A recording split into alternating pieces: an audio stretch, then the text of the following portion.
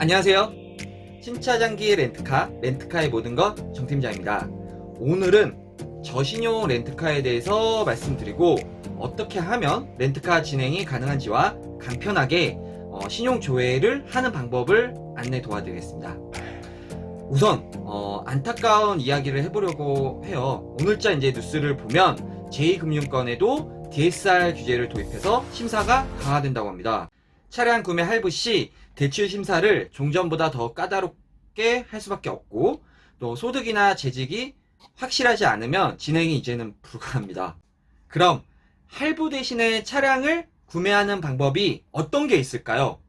리스나 렌트라고 보시면 됩니다.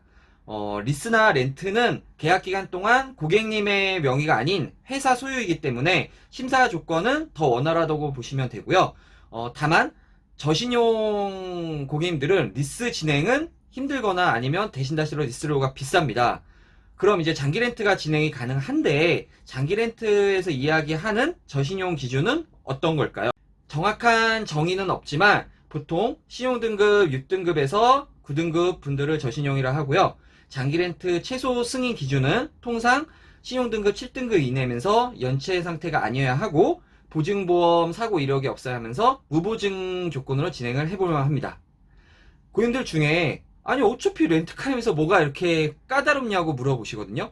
근데 생각해보면 3천만원짜리 신차를 위치 추적기 없이 드리고 렌탈료 이제 미납이 돼서 차량이 반납되면 회사는 손해가 쌓여서 문을 닫아야 합니다.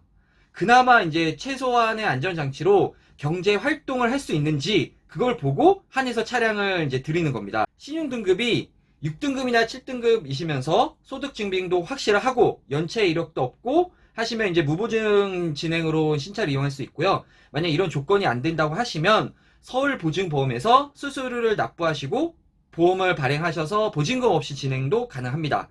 다만 이제 신용등급이 8등급이라고 하시면 보증보험은 이제 불가하기 때문에 회사랑 협의 후 조건부로 차량가의 30% 정도의 보증금을 납부하고 계약이 가능합니다. 보통 고객님들이 차량 상담 때 신용등급을 이제 제가 여쭤보면 잘 모르겠다는 답변을 많이 주시거든요. 뭐 정팀장을 통해서 심사는 몇 번 해도 신용 변동은 없지만 다만 3회 이상 조회 시 과다 조회로 진행이 불리할 수도 있고 해서 우선은 신용등급을 확인하고 렌트카 심사를 보시는 게 고객님들에게 유리합니다. 요즘은 알다나 아니면 뭐 토스 같은 어플로 간편하게 신용 조회도 가능하고요. 정팀장도 꾸준히 어플을 통해서 혹시나 모를 연체와 그 다음에 신용 변동을 체크하면서 관리하고 있습니다. 근데 만약에 조회했는데 이상이 있거나 아니면 신용에 의문이 있다면 신용평가회사 콜센터 상담도 가능하고요. 이런 뭐 자세한 거는 정팀장에게 연락 주시면 제가 안내도 같이 도와드리겠습니다. 정팀장은 오랫동안 저신용 렌트를 전문으로 해봐서 차량은 필요로 한데 이용하지 못하는 답답한 마음을 충분히 이해하고 있습니다. 그래서 이제 어쩔 수 없이 안 좋은 조건으로 차량을 이용하시는 경우가 있는데 이러다 오히려 손해를 크게 보게 되는 사례도 많이 보았습니다.